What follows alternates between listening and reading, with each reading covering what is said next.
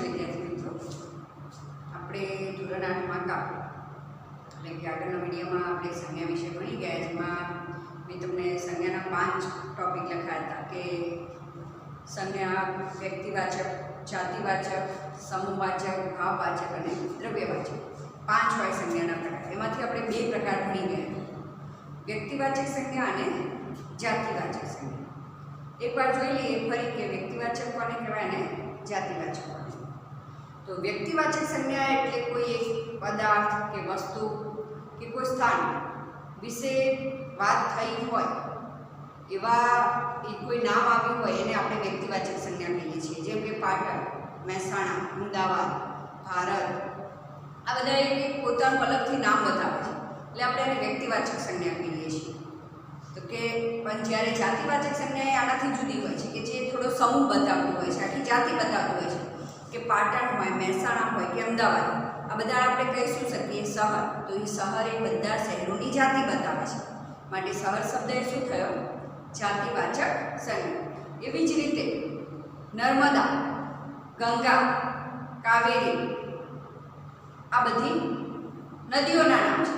જ્યારે એક નામ બોલીએ, નર્મદા બોલું તો એ વ્યક્તિવાચક, કાવેરી બોલું તો એ વ્યક્તિવાચક, યમુના બોલું તો એ પણ વ્યક્તિવાચક. પણ જ્યારે હું નદી શબ્દ બોલું ત્યારે બધી નદીઓની જાતિ બતાવે છે. તો એ નદી શબ્દ શું થયો? બધી નદીઓની જાતિ બતાવે, માટે એને આપણે જાતિવાચક સંજ્ઞા કહીએ છીએ. તો આપણે કાલ 2 સંજ્ઞા ભણી ગયા, વ્યક્તિવાચક અને જાતિવાચક. આજે આપણે ત્રીજો પ્રકાર ભણીશું, જેનું નામ છે ભાવવાચક સંજ્ઞા. તો જોઈએ કે ભાવવાચક સંજ્ઞા કોને કહેવાય. પહેલું તો કે ભાવવાચક, ભાવ એટલે શું? આપણા હૃદયની અંદર જે ભાવો રહેલા હોય, જે લાગણીઓ રહેલી હોય છે, એને આપણે શું કહીએ છીએ? ભાવવાચક. ભાવ એટલે કે જેને આપણે મહેસૂસ કરી શકીએ છીએ, મહેસૂસ એટલે કે અનુભવી શકીએ છીએ, પણ જેને આપણે ટચ એટલે કે સ્પર્શ કરી શકતા નથી, કે જેને આમ આપણે હાથથી પકડી પણ નથી શકતા, કે જેને આપણે પકડી પણ નથી રાખી શકતા, એટલે કે અને નરી આંખે જોઈ પણ નથી શકતા, કે હૃદયના અંદરના રહેલા ભાવોને આપણે જોઈ પણ નથી શકતા, એને સ્પર્શ પણ ના કરી શકીએ અને એને પકડી પણ શકાતા નથી. તો એને આપણે શું કહીએ છીએ? ભાવ કહીએ છીએ. તો જોઈએ કે ભાવ એટલે ભાવવાચક संज्ञा.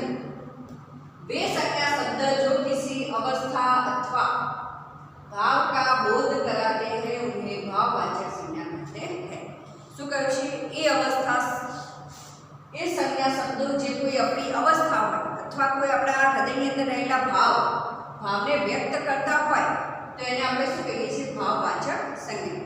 કે એવી સંજ્ઞા કે જે કોઈ અવસ્થા કે આપણા હૃદયની અંદર રહેલા ભાવોને વ્યક્ત કરતું હોય એને આપણે ભાવવાચક સંજ્ઞા કહીએ છીએ.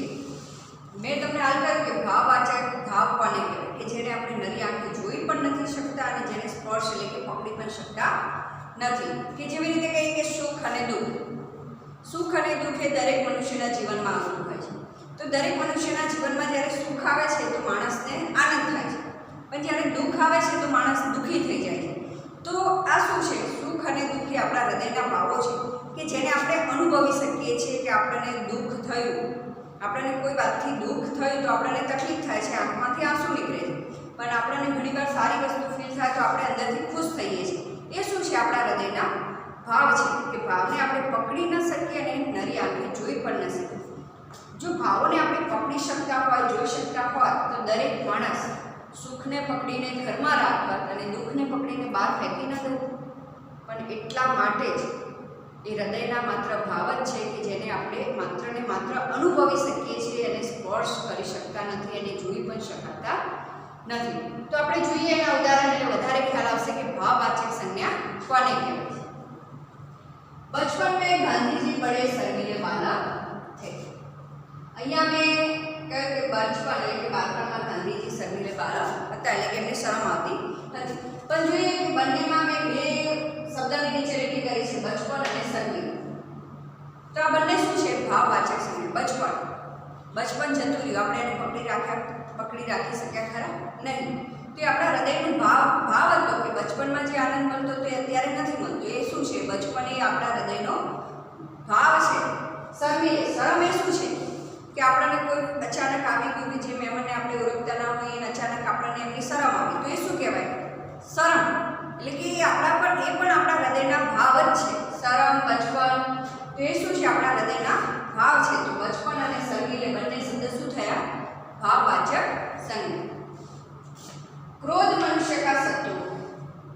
કહ્યું છે? ક્રોધ મનુષ્યનો શત્રુ છે. કે જ્યારે કોઈ પણ માણસને ક્રોધ આવે તો પહેલું નુકસાન કોણ થાય છે? બીજાનું તો પછી જ થાય છે, પણ પહેલું નુકસાન એ ખુદના માણસનું પોતાનું થાય છે. કેમ કે ક્રોધ આવવાથી માણસનું મગજ ગરમ થાય છે અને ઘણી બધી તકલીફો થાય છે. તો ક્રોધ એ શું છે? એ પણ આપણા હૃદયનો ભાવ જ છે કે જ્યારે આપણને કોઈ વસ્તુ ન ગમી અથવા આપણને ન ગમે એવું કોઈએ કર્યું તો આપણને ગુસ્સો આવે છે. એ આપણે ગુસ્સો આવે આપણે મહેસૂસ કરી શકીએ છીએ, અનુભવી શકીએ છીએ, પણ એને પકડી શકતા નથી. તો એ શું કહ્યું? ક્રોધ એ પણ શું છે? ભાવવાચક સંજ્ઞા. ઉગતે સૂરજ की लालिमा हमें उत्साह देती है.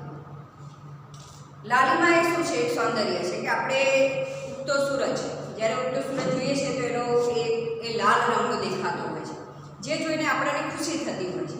તો લાલિમા એ એની સુંદરતા છે. જોઈએ તો આપણે કોઈ પણ વસ્તુ જ્યારે આપણે જોઈએ છીએ તો એની સુંદરતા જોઈને આપણને બસ એક હૃદયને અનુભવ થાય છે, એક અહેસાસ થાય છે કે આ સુંદર છે, આ ગમ્યો આપણને. તો એ માત્ર આપણે અનુભવી શકીએ છીએ. એ શું છે? આપણા હૃદયનો ભાવ છે. અને ઉત્સાહ એટલે પણ ખુશી, એ ખુશ થવું એ પણ શું છે? આપણા હૃદયનો ભાવ છે. તો લાલિમા અને ઉત્સાહ બંને શું છે? ભાવવાચક સંજ્ઞા. હરિયાળી દેખકર મુझे प्रसन्नता होती है. प्रसन्नताનો મતલબ પણ શું થાય? ખુશી એટલે કે આનંદ. એ પણ આપણા હૃદયનો ભાવ છે. અને હરિયાળી કે અત્યારે આપણે ચોમાસામાં જોઈએ છીએ કે જ્યાં બહાર નીકળીએ ત્યાં લીલુંછમ મસ્ત એવું મજાનું એવું ઘાસ જોવા મળે છે, જે જોઈને આપણી આંખોને ઠંડક મળે છે. એને શું કહીએ છીએ આપણે? હરિયાળી. કે જે જોઈને આપણને આનંદ થાય છે. તો એ હરિયાળીને આપણે મહેસૂસ કરીએ છીએ, હૃદયથી અનુભવીએ છીએ. એ આપણા હૃદયનો ભાવ છે. માટે આ હરિયાળી અને પ્રસન્નતા બંને શબ્દ શું થયા? ભાવવાચક સંજ્ઞા. કેમ કે બંનેને આપણે હૃદયથી અનુભવીએ છીએ. હરિયાળી જોઈ તો પણ હૃદય ખુશ થયું અને હરિયાળી જોઈને આપણું હૃદય ખુશ થયું. એ આપણા હૃદયનો ભાવ છે. તો પ્રસન્નતા અને હરિયાળી બંને શબ્દ શું છે? ભાવવાચક સંજ્ઞા. वह अपनी उलझन में पड़े. કોઈ કાર્ય એવું હોય છે કે જ્યારે આપણે એને સુલઝાવી શકતા નથી ત્યારે આપણું મગજ ઉલઝનમાં પડી જાય છે. એ ઉલઝન થવી આપણા મગજને ખબર પડે છે કે હું કંઈક ઉલઝનમાં છું.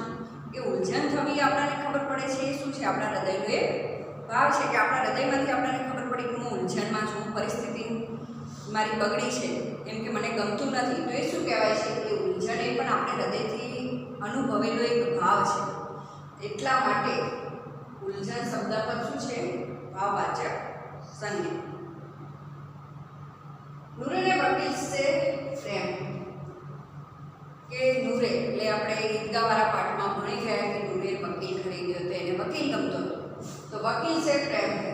તો પ્રેમ શબ્દ એ શું છે? એ પણ આપણા હૃદયનો એક ભાવ છે કે આપણને નાના છોકરાઓ પ્રત્યે વધારે પ્રેમ હોય છે, એ વધારે ગમતા હોય છે કે એમને કંઈ તકલીફ થાય તો આપણને તકલીફ થતી હોય છે. તો એ પ્રેમ શબ્દ એ શું છે? આપણે હૃદયથી અનુભવેલો શબ્દ છે, હૃદયથી અનુભવેલો એક ભાવ છે. માટે પ્રેમ એ પણ શું છે? ભાવવાચક સંજ્ઞા. મયંક ને પાપા સે શિકાયત કરી. પાપાએ કોઈ એવું કામ કર્યું કે જે છોકરાને ન ગમે અથવા પાપા સ્ટ્રીટલી છોકરાને કંઈક બોલી ગયા તો પણ ન ગમે. તો મયંકને હૃદયથી અંદર શિકાયત થવી એ પણ શું એક છે? ભાવ છે. એને પાપાને કહ્યું કે તમે આ વર્તન કર્યું મને ગમ્યું નહીં. તો એ શિકાયત થવી અંદરથી આપણને થયું કે આ મને નથી ગમે તો હું શિકાયત કરી શકું છું. તો એ શિકાયત એ શું છે? એ પણ આપણા હૃદયનો એક ભાવ છે. ઉસ પરિવાર में मातम फैल गया. માતમ એટલે કે એ પરિવારમાં કોઈ ખરાબ ઘટના બની તો માતમ એટલે કે શોક, દુઃખ થવું, શોક કરવો.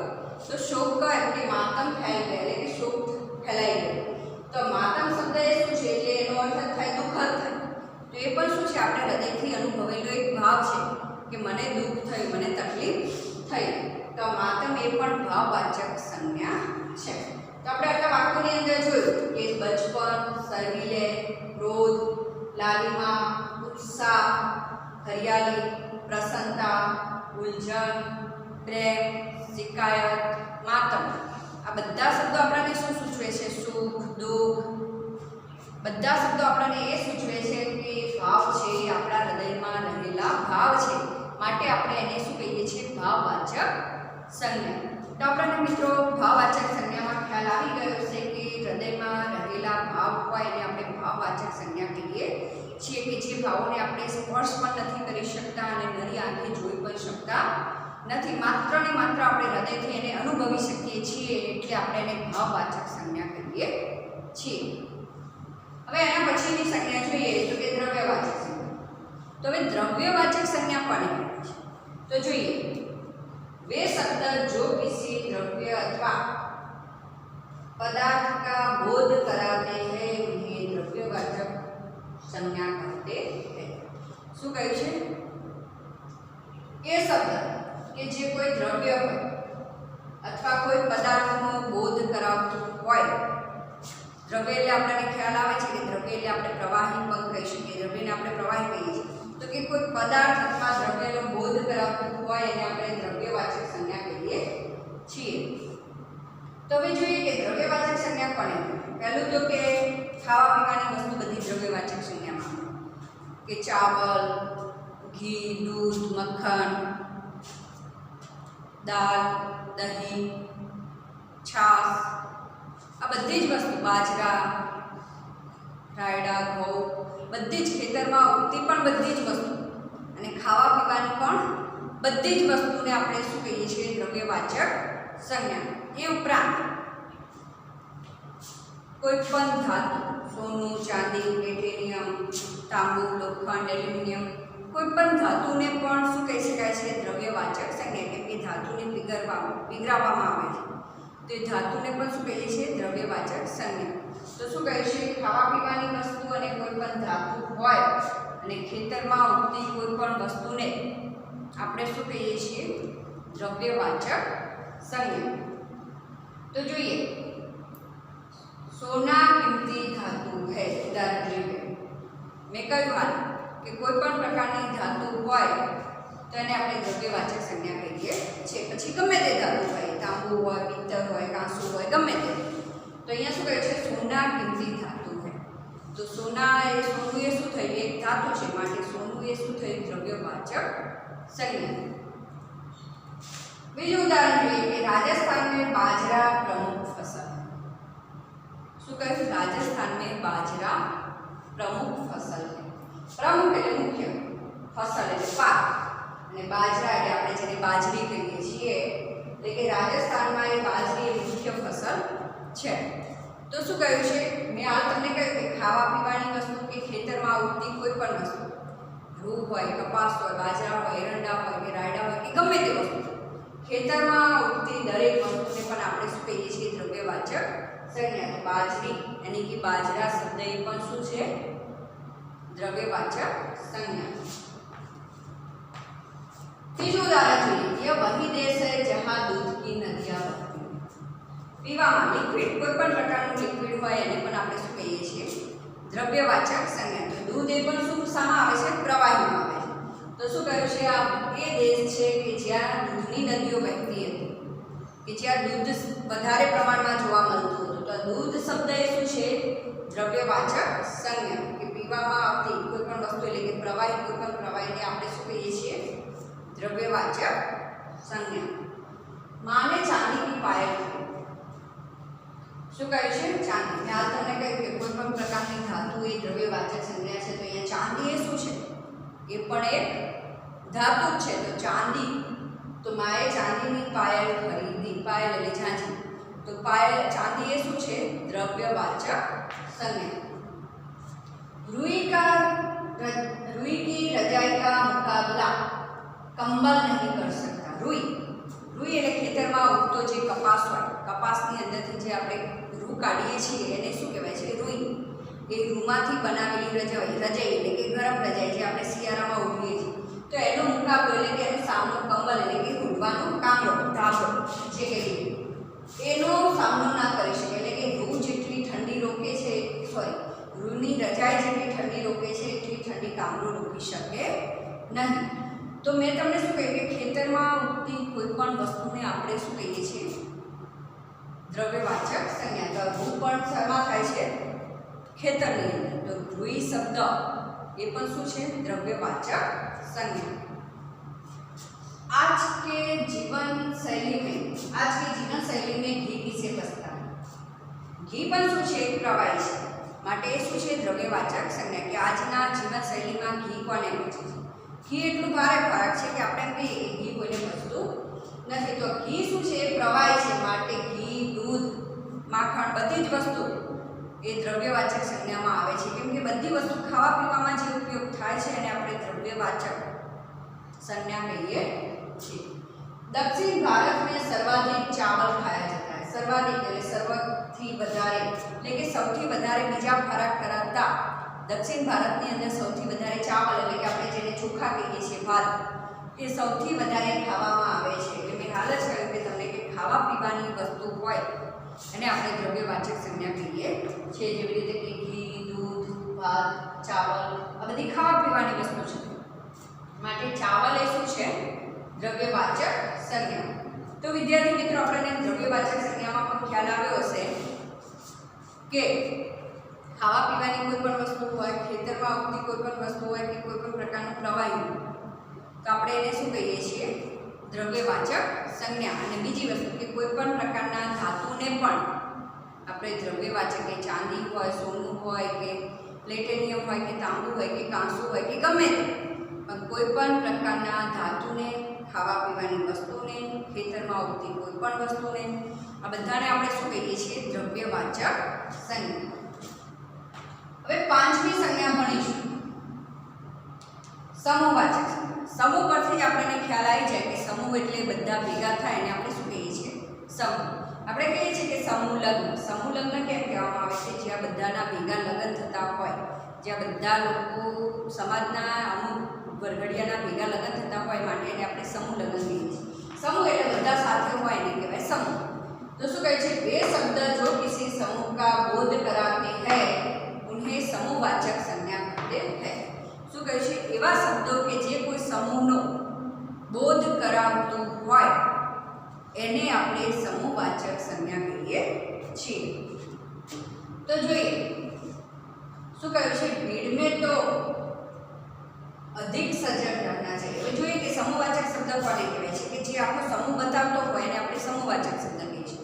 તો અહીંયા કહે છે પહેલા વાક્યની અંદર ઉદાહરણમાં કે ભીड़ में तो अधिक सजग रहना चाहिए. ભીડ આપણે કહીએ છીએ અહીંયા તો ભીડ ભેગી થઈ છે. ભીડ ક્યારે ભેગી થાય? વધારે પડતા લોકો હોય તો આપણે એને શું કહીએ છીએ? ભીડ. જ્યારે વધારે પડતા હોય તો જ ભીડ હોય અને વધારે પડતા હોય એને શું કહેવાય? સમૂહ. તો ભીડ એ પણ સમૂહનો એક શબ્દ છે. તો સમૂહવાચક સંજ્ઞા કહેવાય છે કે ભીડમાં તો અધિક સજગ રહેના चाहिए. કે ભીડમાં વધારે પડતું સજગ રહેવું જોઈએ. ક્યારે કોણ લૂંટી જાય કે કહેવાય નહીં. તો ભીડ એક સમૂહનો શબ્દ છે. માટે ભીડ શબ્દ એ શું છે? સમૂહવાચક સંજ્ઞા.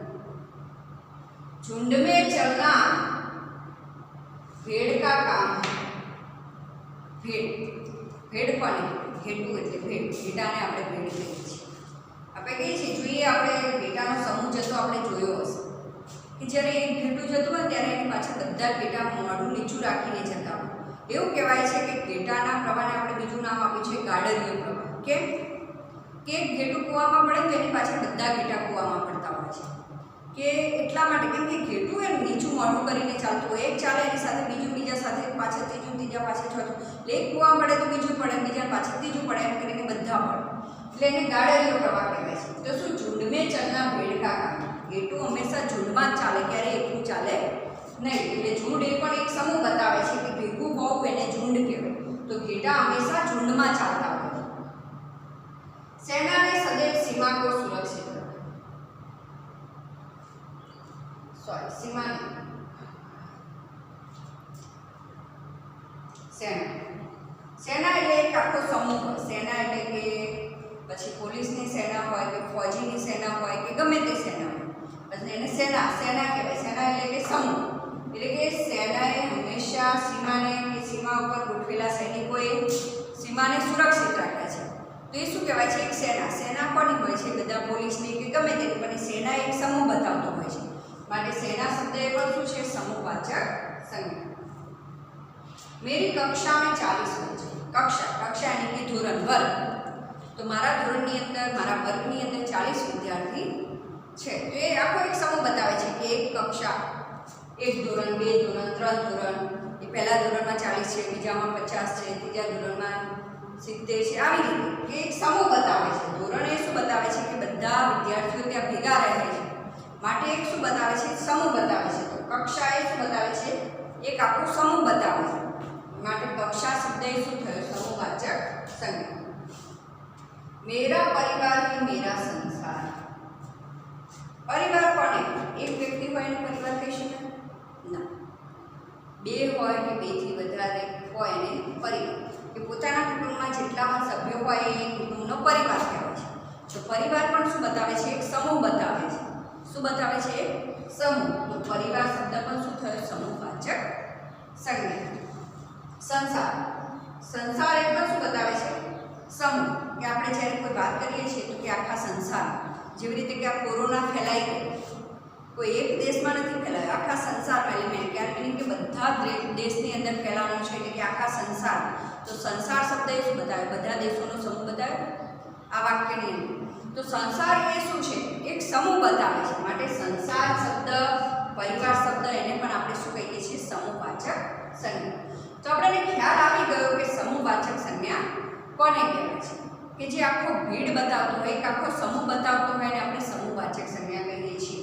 કે જેમાં ભીડ, ઝુંડ, સેના, કક્ષા, પરિવાર, સંસાર આવા શબ્દો આવતા હોય એ આખો એક સમૂહ બતાવતો હોય. માટે આપણે એને શું કહીએ છીએ? સમૂહવાચક સંજ્ઞા.